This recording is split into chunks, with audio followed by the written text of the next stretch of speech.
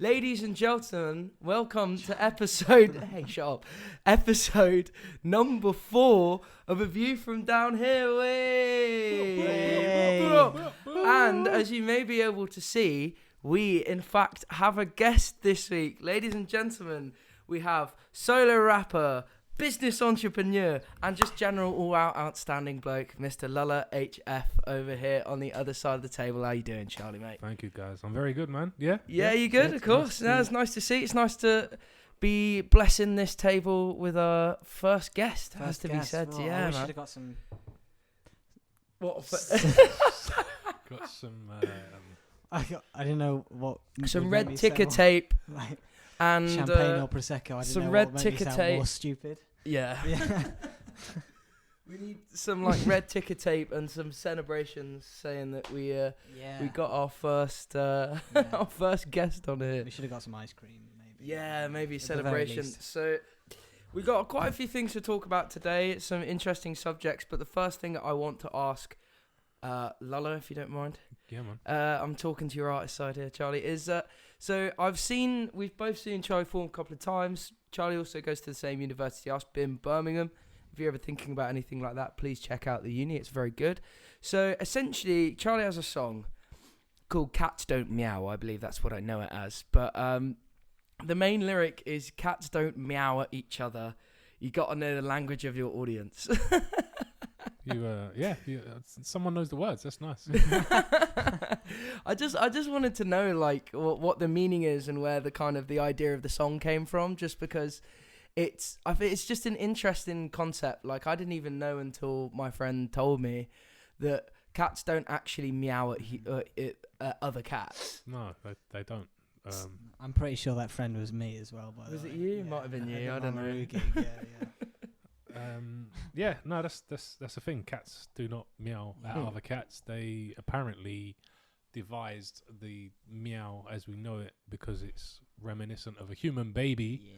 And grabs the attention of said human to basically say, feed me, or whatever they are requiring at that moment in time. So, so that's basically what the song, what at least what the chorus was about. It's just like learning how to speak to the people you're trying to communicate with. Do you know what I mean? Okay. It's not that deep, do you know what I mean? But it's just something that I heard and like the sound of, and I thought, I want to put that in the chorus. Why not? Fucking meow. Yeah.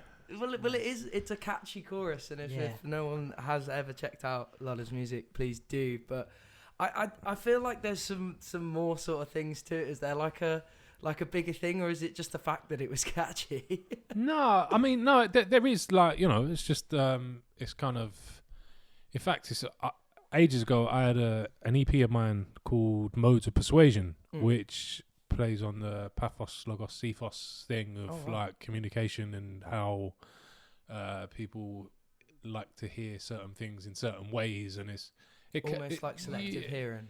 Yeah, or like more to do with just how I can't remember there's a whole thing on it. It goes back to like Aristotle or one of them cool like kind of all the dudes. way Yeah, but yeah, it's basically just about like how certain information is received and that kind of thing. So if you like, it's an extension of that way of thinking, but at the same time, it's also, I say, not that deep. It's just a cool little thing, and people it tends to get people asking a couple of questions, which does the job, I suppose.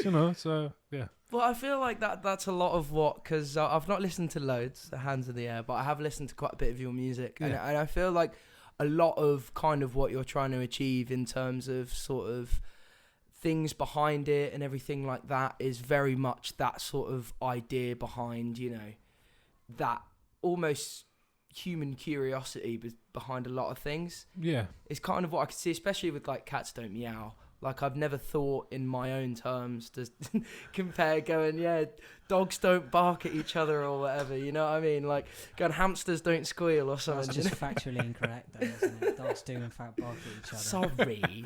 I'm sorry, Jamie. On behalf of the dog community. On behalf of the dog community, ruff. Whoa, jeez. Tone it down a bit. So yeah. Anyways, That's a trend at the minute. People are barking at their dogs and all that. There's that, and they're also doing this thing where they're saying, play this like squeaker noise in front of your dog, and then every single time, dog's like their heads up and looking at the camera. Out, yeah. And then you try it on your dog, and it doesn't do a thing.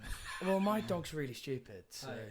Have you seen anything with the cats though? And they're like, you play the Egypt noise, and they go all like third eye and shit. Like, surely that can't be right. I think I don't know that one. A load of rubbish. So- mate. Some Illuminati stuff. Yeah. Very. They just look at the camera, their eyes. So it's obviously like most trends start nowadays. It's a TikTok thing.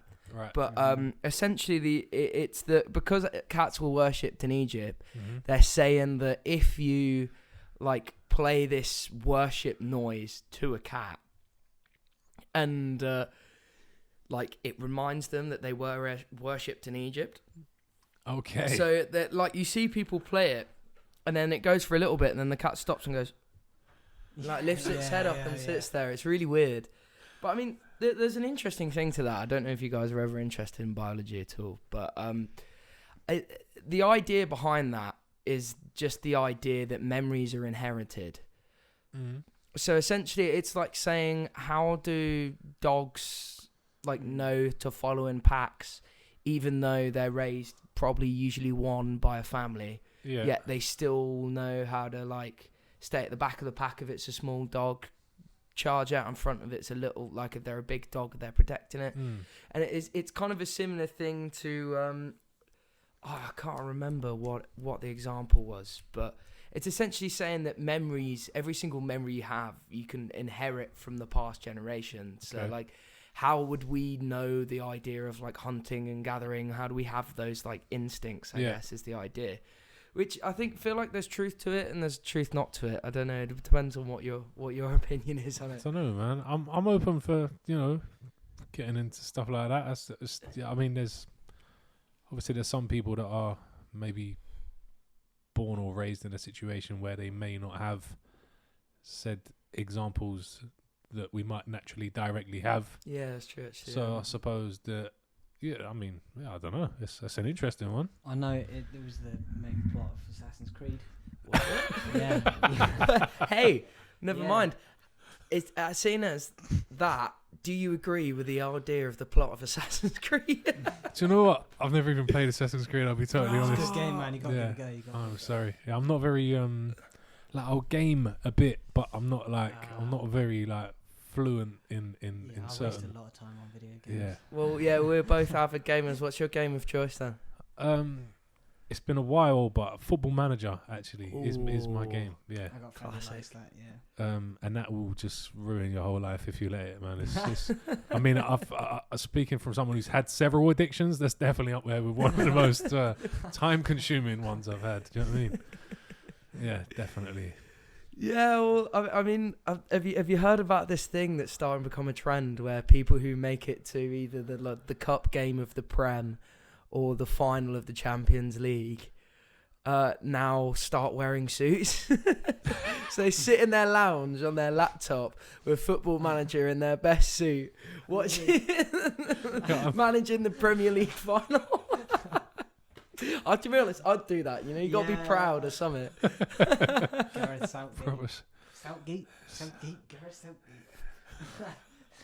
I've seen memes before of people at real life football games with laptops playing Football Manager instead of watching the real game. Yeah. What? Why?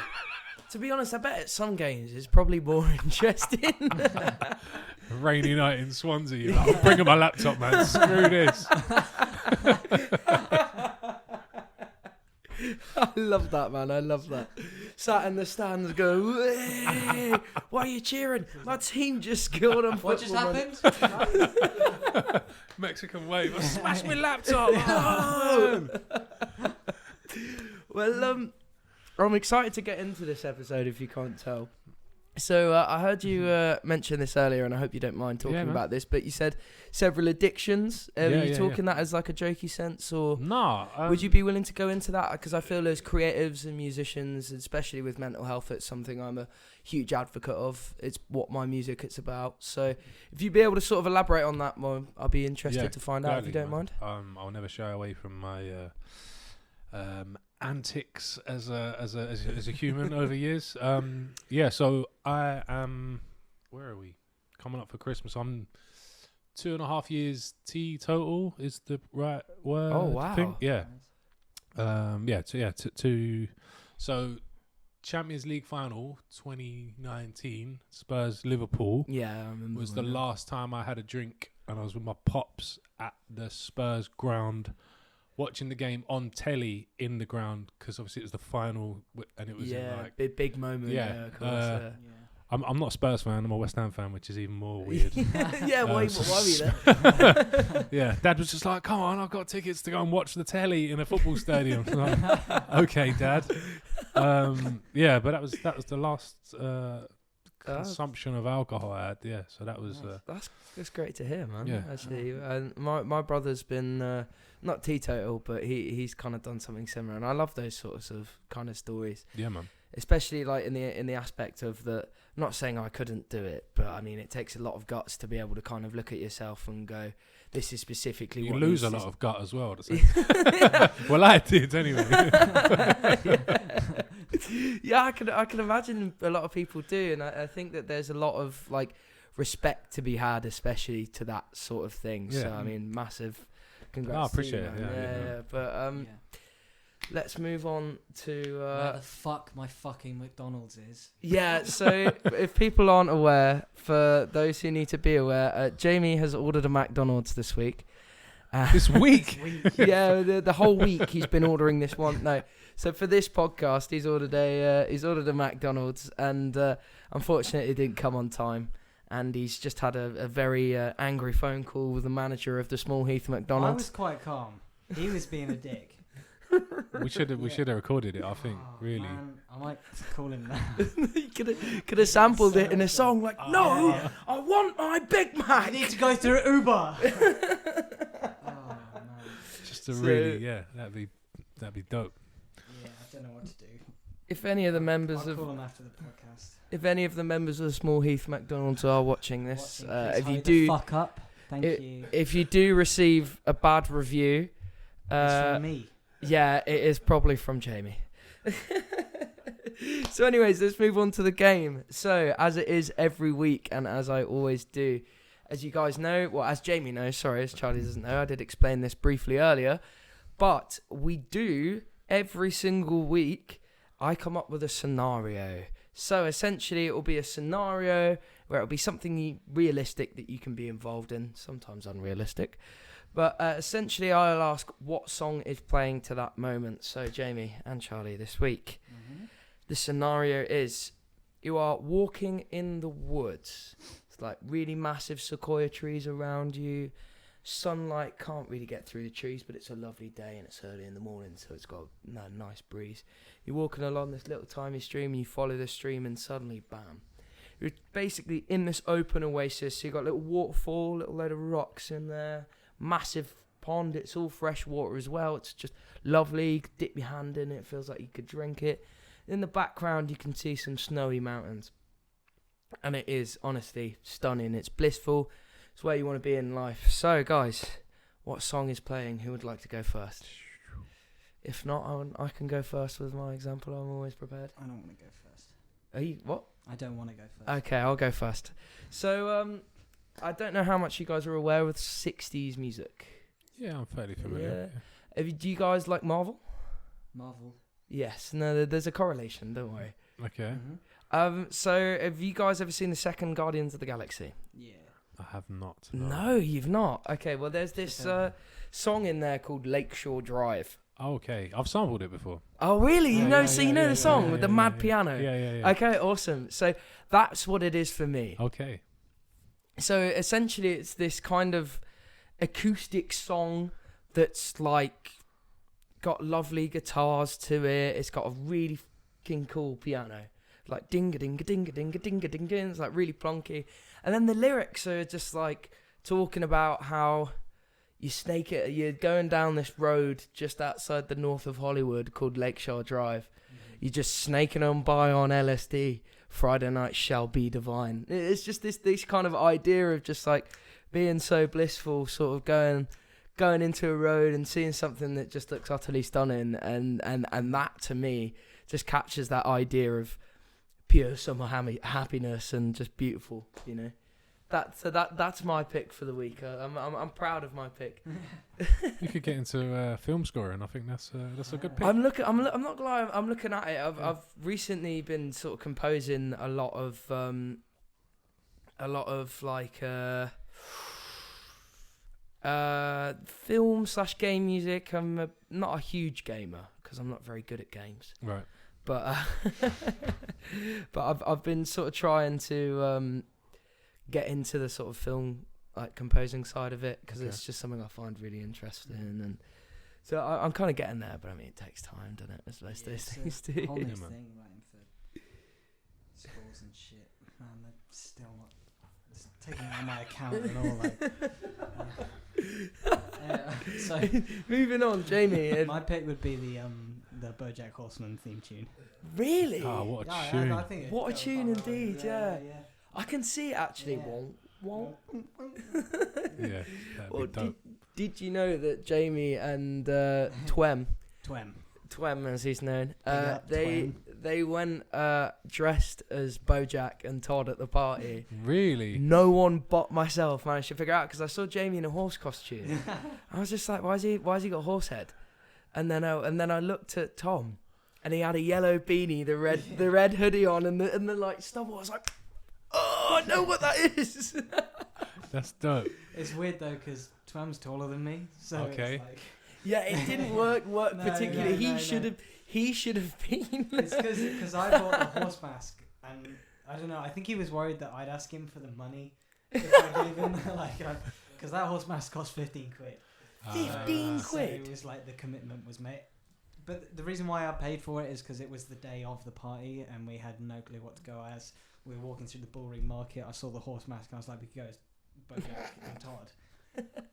No. Oh yeah. So You went as he just didn't want to BoJack. spend 15 quid on the mask, and I You bought, I- but you I could have agree bought with it, you. given Yeah, it to no, him, and then. yeah, I know, but well, to be fair, that I'd have spent 15 quid on a horse mask that I wouldn't even use. Yeah, but you could save it and then use it another time. Like Yeah, I've that's still what I'm got doing. my I've got it, wig. You'll always find a use for a For a horse mask, you you know. know, I you mean, never know. Yeah, there's got to be. Well, we could maybe think Might of keep some. it on me at all times. If you red rum for Halloween, if you want to be red rum, Yeah. BoJack Horseman. If you ever want to be BoJack Horseman again, you just have to find someone smaller than you. So it's, yeah. What, someone smaller than me who wears beanies? So how tall is BoJack Horseman, the character? I don't know. He's a horse man. He's I think But he's a in- horseman, isn't he? Yeah. Well, I've actually seen something like. It's almost like that's his surname. Well, I've seen like photos. Oh yeah.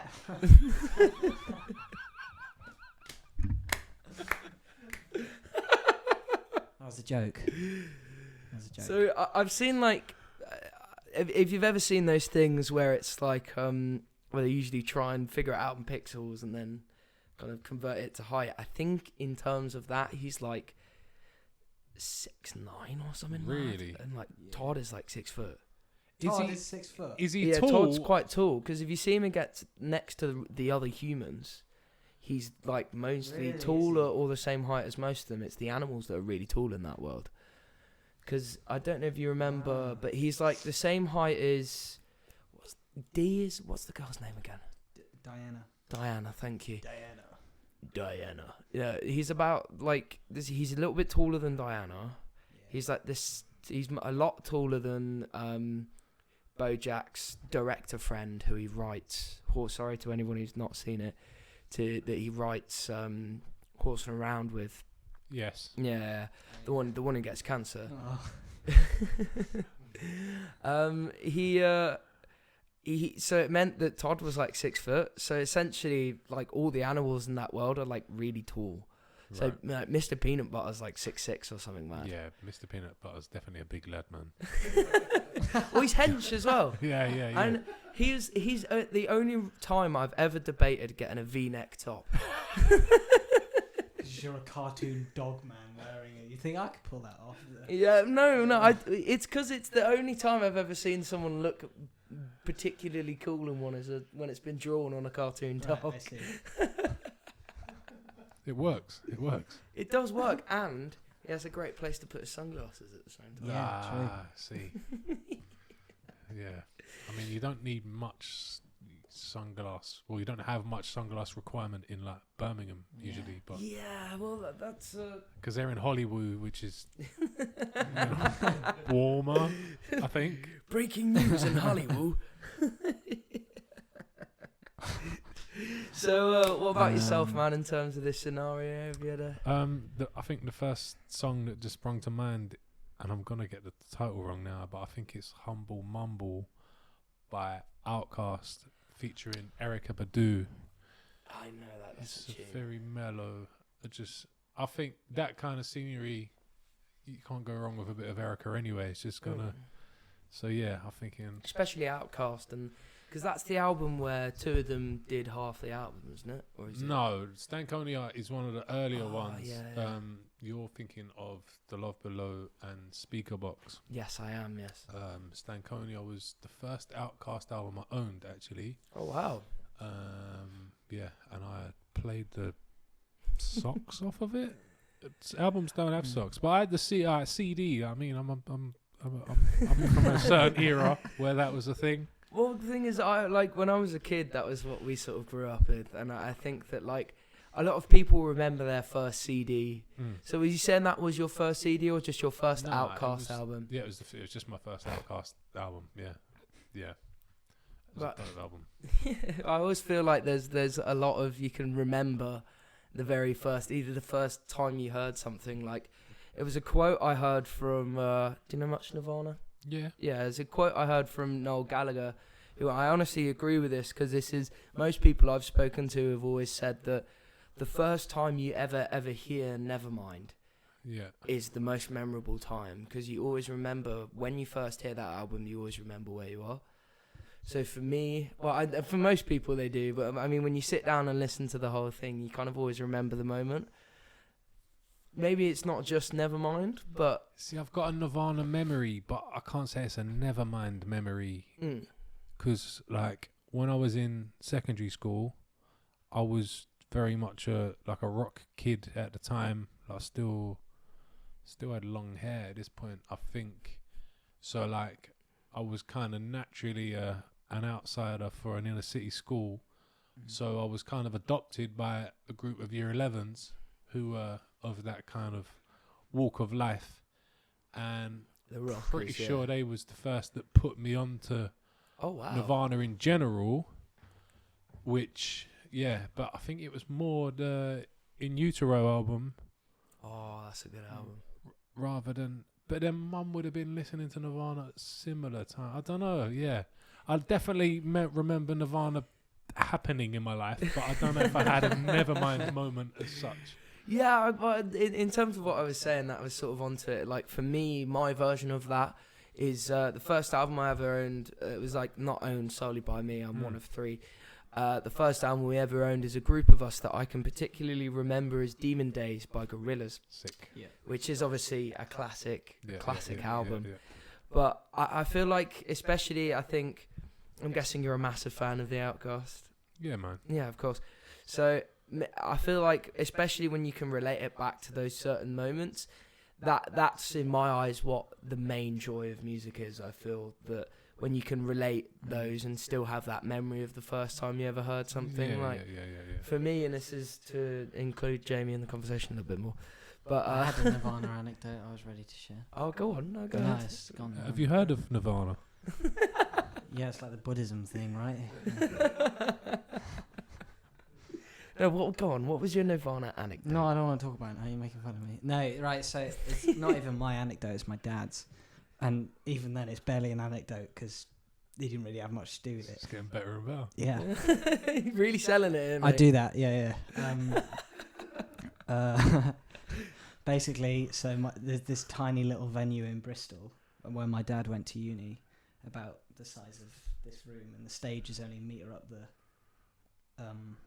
off the floor, and my dad quite liked going there or something, or he didn't like going there, but he was mates with like a bit of a punk rocky guy, kind of grunge, all that stuff, and his mate invited him to go to that one venue one night, and my dad was like, no, I don't want to, and then that band that was playing that night ended up being Nirvana. Mad. Yeah. Mad. Like at a stage that's a metre off the floor, like in a tiny room. Well, that is kind of like one thing. Nice one, Dad. That's so cool, man. Like, do you guys? I feel like me hearing that for me, it just makes me so jealous because I never got a chance to see. Well, he Nirvana didn't live. see him. He had a chance to see him, and he didn't go. cocked it up, didn't you? Haven't spoken since. What would you guys say is your like one opportunity / like the one artist you wish you could have seen but you can no longer see for certain reasons? I've seen him. I see ADian live at the at Mama Roo's twice now, so yeah. Thank you, my guy. Thank you. So what It's would funny you you say say? that. I'd rather never see ADian again. It's nothing like supporting your pals. Is Yeah, it? of course, being a friendly podcast host. Yeah. Linkin Park. Linkin Park. Yeah. See Chester Bennington. Oh, That'd be sick, I man. really miss him. Yeah. Them like Special time. Yeah. it was, wasn't it? And like, what was worse about that like whole situation was the fact that his death kind of came not directly after, but a After little One bit More Night, after yeah. that album got slagged off, Mm. and a lot of people still think that it's like due to that, but I don't think it entirely is. I don't think it was, because he loved that album, and they loved every album that they put out. And like Mike Shinoda said, that Chester always liked the more deviant albums from like the Linkin Park thing, so that's why he liked One More Light so much. But I think the saddest part is that how tragic it is that it was like that album that was after like the whole One More Light thing, and then that's when he dies. It's so like, because then people were like thinking maybe One More Light was like a suicide note, but it wasn't. It was just fit the situation so well, which is why it was so. It's added that another layer. I to feel the like a song. lot of that album, and I don't agree. If you have a point, jump in. But I feel like a lot of that album was due to one of my favourite musicians, who is, in answer to my question earlier, someone I'm very gutted I never got to see, is Chris Cornell.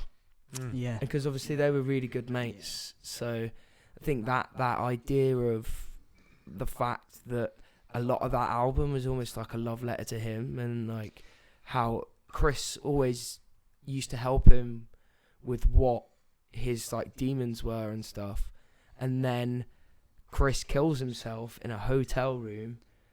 I think Chris Cornell died after the album came out. Yeah, was it after? Yeah, or I it swear was within a 3-month period Ah. of it, so they'd been making it for a It while. must not, so, I must yeah. be. I must be. But thinking I of mean, someone yeah, he else was then. shook. Yeah. Because they were like best mates. Yeah. Yeah. What's your whole opinion on the whole, like Chris Cornell, Soundgarden? You know. I used to love Soundgarden, man. Black Hole Sun, what a tune! That whole album was super dope. Yeah, I remember that time vividly. I don't maybe ain't as clued up on the later situation with Chester and what happened with Chris or what have you. But I mean, yeah, two legends, man. Definitely, like they've give us so much, and you know the art is still here as much as they are, and the effect that they've had on everyone who's enjoyed their work over the time. Yeah. Which is what music Is about, isn't it? Yeah. Yeah. I mean, we are only here for a short time, but the art can live forever if it's Exactly, wanted to. Do you know what I mean? Yeah.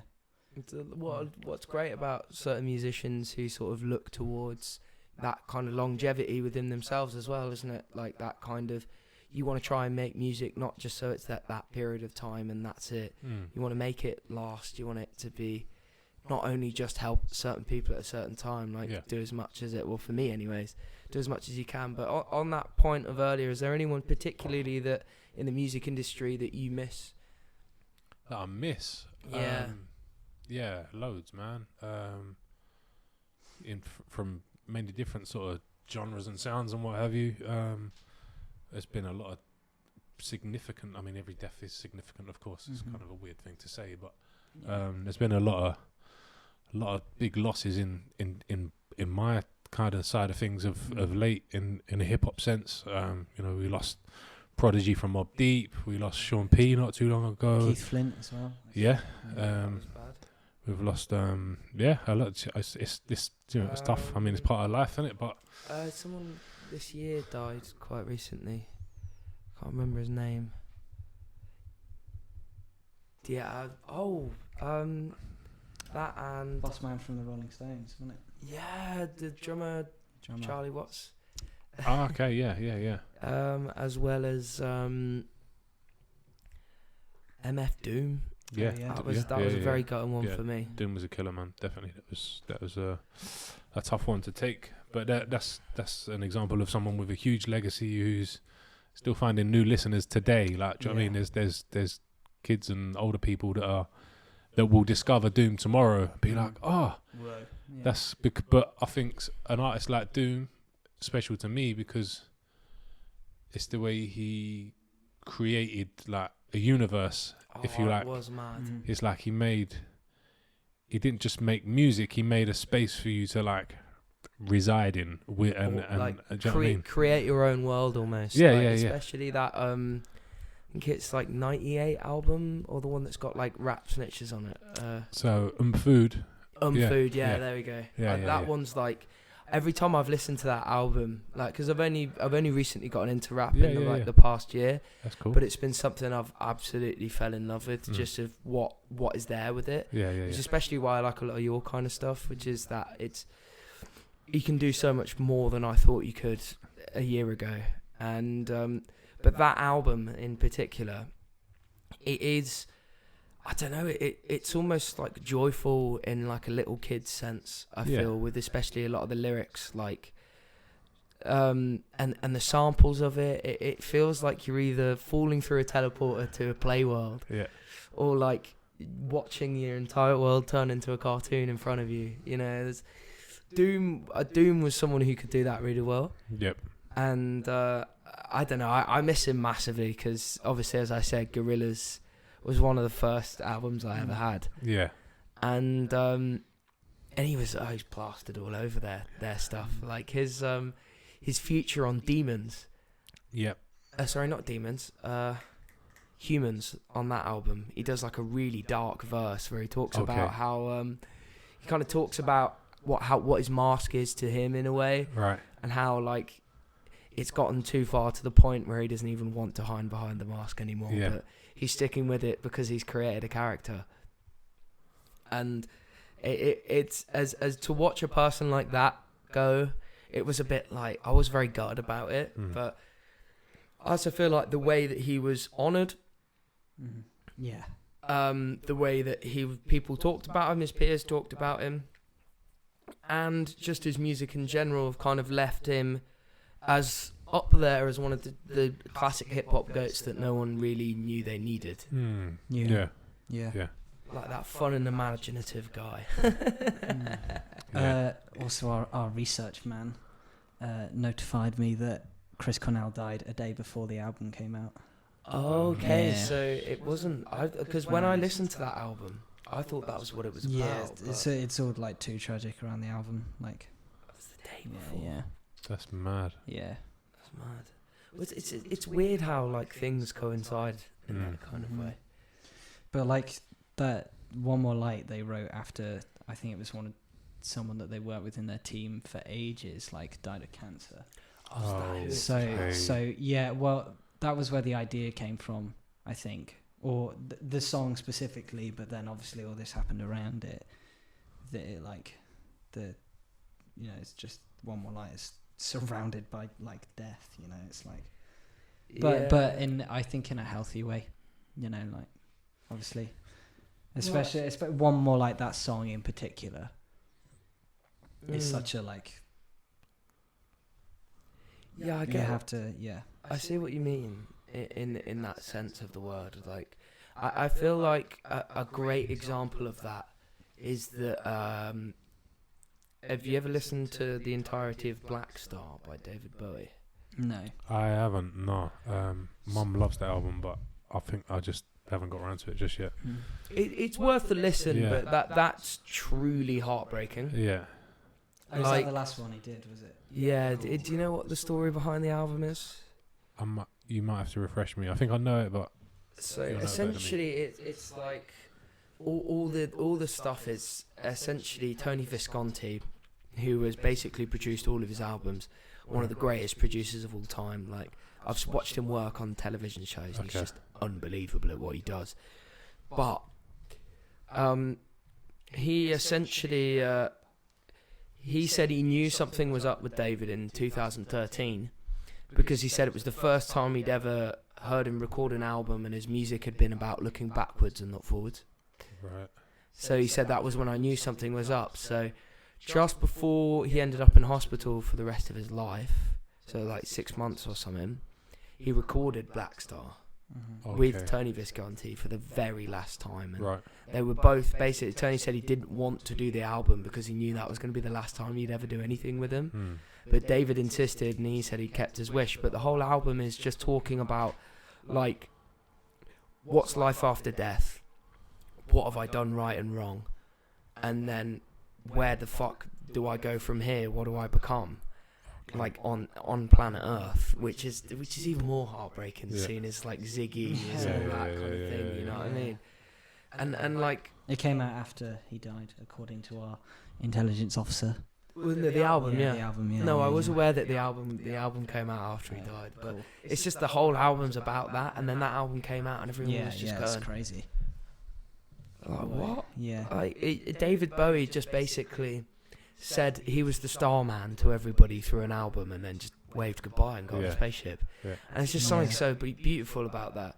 And I think that's something I love about kind of, I mean, MF Doom in a way, I guess. Like, it's almost like he's just sort of turned into a cartoon and been rubbed out by a pencil, and he's just been kind of smiling the entire time. There's a connection there, yeah. I mean, in Bowie and Doom, definitely in that whole just like.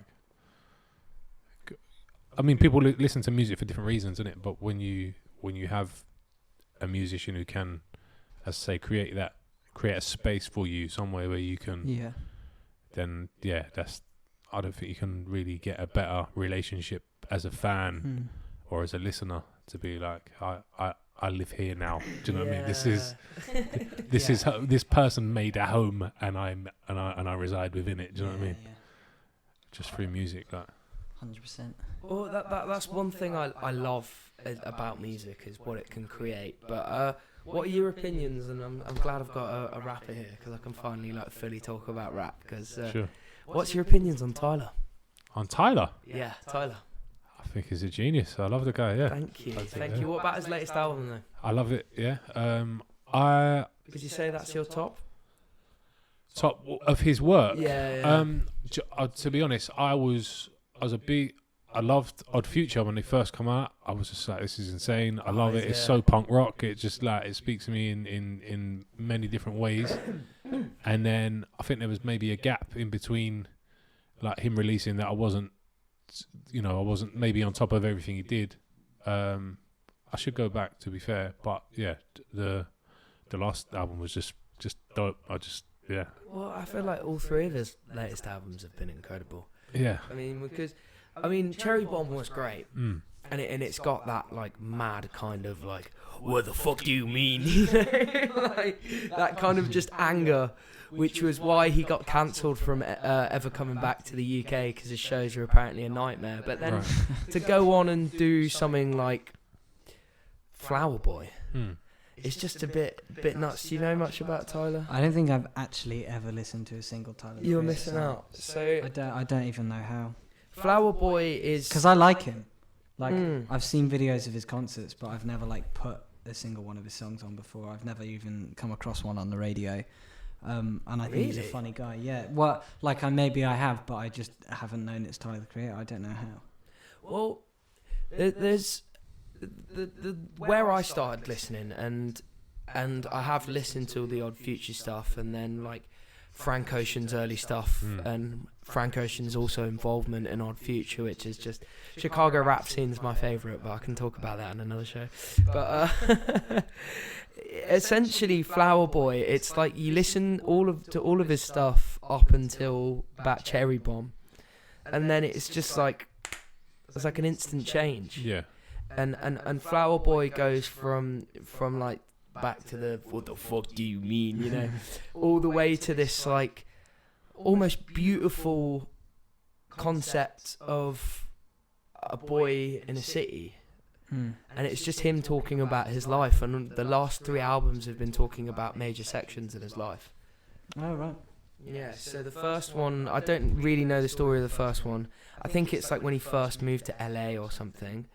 The second one is about this incredible love triangle with this guy called Igor, and like the way the songs are structured, like half of it is when he's like with the guy, and then the other half of it is when he's him getting over it, and just how the songs are structured, like Gone Gone Thank You is all about saying thank you for the experiences you've given me, but it's time for me to go away. Right. Thank you for the man.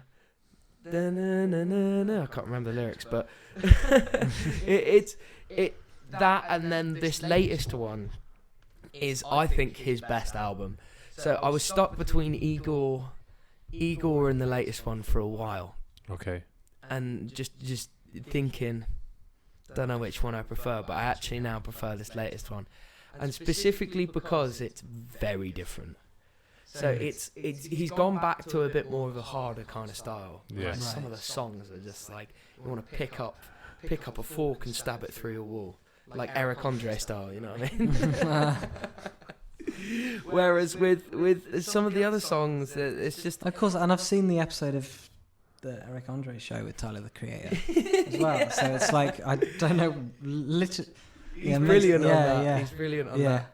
But Tyler's made for it. Like him and Eric, they're just like they should just be on stuff together all the time. But I love the bit where he's like, Western 42. And then Eric Andre just gets up and starts dancing, and Tyler just goes, okay. He just stands up and does it with him. Like, it's that whole show and concept is mad, but that's what's great. Why you'd probably like Tyler's lyrics is they're very much like that. But the best thing about the latest album is the whole thing is like this mad, complicated story that you'll never really truly figure out.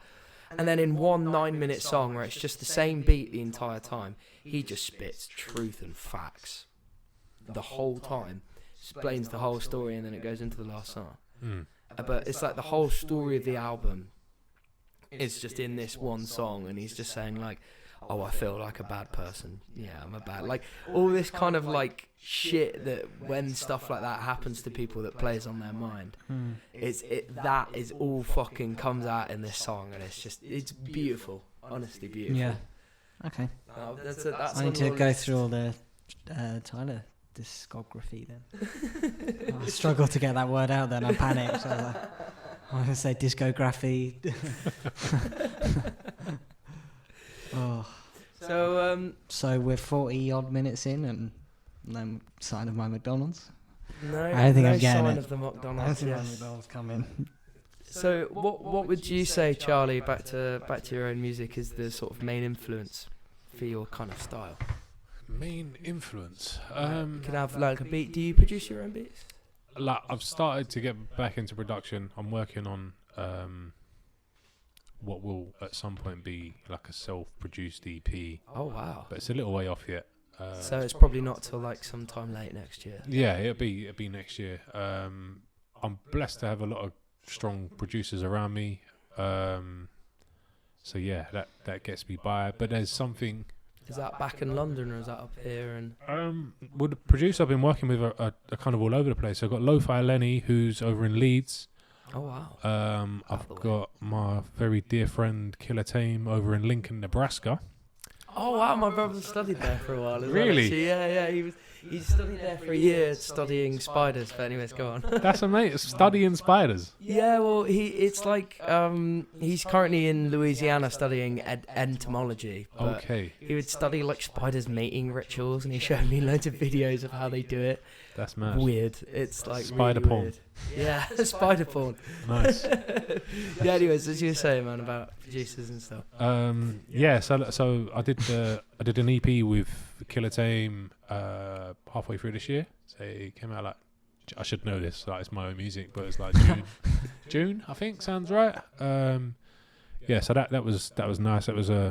That's the first time I've properly worked with one producer on a So it was fully like, was it a 5-track EP? 5-track EP. Yeah, exactly. So that, every yeah. single 5-track was every Yeah. day of the week you were with him working on the tracks or just doing the lyrics with him? Yeah, no. So I just did the vocals. Yeah, I think he had a couple of the beats kind of before we knew what we was doing, which kind of drew me into working with him in the first place. He's got a very unique style about him. I think. had listened to bits of it, and if he did that whole EP, then I love his kind of stuff. Yeah. There's a guy called Toby Lou who I don't know if you know. No, I'm not sure. He's got sort of a similar-ish production style to him. Right. But yeah. So anyways, as you were saying, so you. Yeah. So that was kind of the first time I got to do an EP with one producer like that, which was it was fun, man. We got some dope features on there.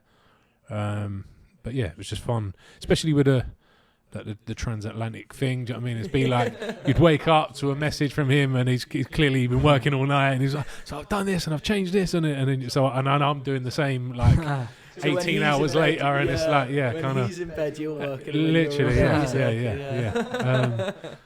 So that was fun. And just I've got to say I've got a nice batch of talented beat makers that are just happy to have me around, I think. Really, yeah. So is your sort of what's the kind of goal, if you don't mind me asking, with sort of doing the self-production thing? Is it that you've missed doing your own production, or do you want to kind of prove something to yourself just a little bit? No, I think I'm not new to production, but it's something that has been has took a longer break more than just me just coming out rapping like. But I think musically there's a benefit to being able to like, not just an obvious benefit, but like there's something in, especially because a lot of it's like sample based stuff, so it allows me to dig into all sorts of obscure stuff, pull out samples, make something, and then use that track to write to as well. It's kind of just a bit more like full circle, kind of a bit more of an embodied piece of work, like a fresh take on something. Yeah, because I obviously don't know had that other people produce your beats, then doing it yourself and like getting this fresh take on a new form of writing. Is it kind of that side to it, to sort of, I guess, change, but you throw yourself kind of in the deep end a little bit more? Yeah, I think it helps with the songwriting process overall, but then I also know that there's not a mad enough bastard to dig into the sort of things that I'd think of and go, there's a beat there. Do you know what I mean? A lot of like more experienced, more technically minded producers have gone, yeah, no, that's not going to work from the get-go. We'll leave that right there, but I'll just run with the idea and do you know what I mean? So yeah, that's kind of the way of. I mean, the fact you sampled Lakeshore Drive for like a sort of boom bap sort of rap song, I'm intrigued by that. It fits now. perfectly. Yeah, no, that's not actually on the EP, but I did chop up the sample once. It didn't actually come to much, but it's a lovely little piano loop to just play around with, like well, it's obviously a great song, but no, I love sort of seeing when people are sort of in the process of creating things, and it's something that I like to. I think I want to try and at least ask as many guests as I can about creativity and things, and that a lot of studies kind of show that creativity is linked with things like mental illness and mental health. And definitely, things. I'm an advocate for that. Definitely. Really? Yeah. So, do you think that music has kind of saved you in that, or? I have a personal.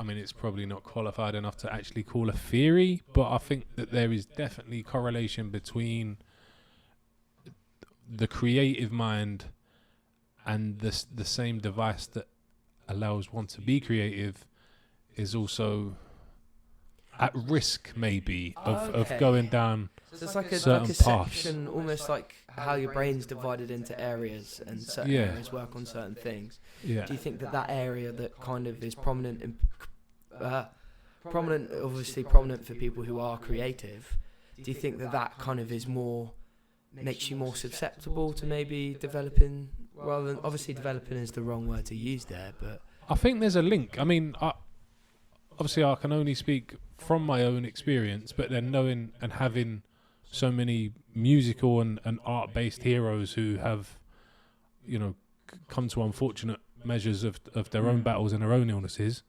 in that regard anyway. But I think it's like the space that you need in your brain to be able to make like music or any other kind of medium. I don't do much, so I can only speak for medium. I've got friends that are amazing portrait painters and all sorts of stuff, but but I think that a brain that is capable of doing that is very open to emotional changes, because that helps you write and create beautiful things at the same time. Yes. So it's like, 100%. do you know what I mean? It's a very like, maybe not catch-22, but like, do you know what I mean? It's a very like gift and a curse kind of thing. Like, whereas if you're more of a direct person, like direct functioning person, and you can go, right, this is this, I'm going to do this, I'm going to make this work. You might not leave the gaps for, darker forces to seep through like that. I don't know. You know what I mean? It's just, as I say, thing about it in college. Really? Obviously not that qualified, but I had to do a fair bit of research for it, that college level research. But basically, there's this thing called the Precunious. so not really. So sweet FA basically, yeah. So there's this thing called the Precunious, which is part of your brain that like processes like self-actualization and realization and processes reality or whatever. And Oxford, I think it was, did a study about, they got people to do different tasks and like sums and like maths equations or whatever, and they compared it to creative people doing those same tasks, and they measured brain activity, and this Precunious thing stayed on in all of the creative people's brain, but it turned off during the like general public whatever. Wow. Yeah, so there is like an actual like maybe potentially a brain, like an actual thing that there is a difference neurologically between creatives and Similar to the idea that people who can curl and bend their tongue have slightly different genetics to the people that can't. yeah, In a way, like something you develop. essentially. But like if you think about, there's a part of your brain that isn't shutting down and is like hyperactive essentially. I wonder the effect that could actually have on, like, if it's about processing what's real and what's not, that could, like, the extreme cases of that would be like schizophrenia maybe. I guess but so, also like anxiety of a part of your brain's working all the time, even when it's not supposed it's a to. mania, isn't it?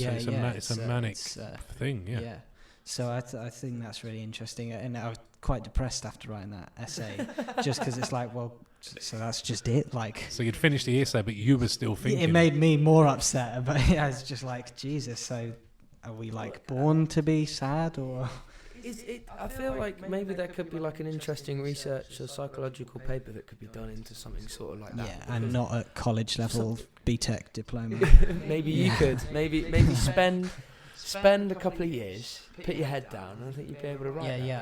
I'll be back when I've got a psychology degree. Yes, and right. See then you later, man. we'll talk later.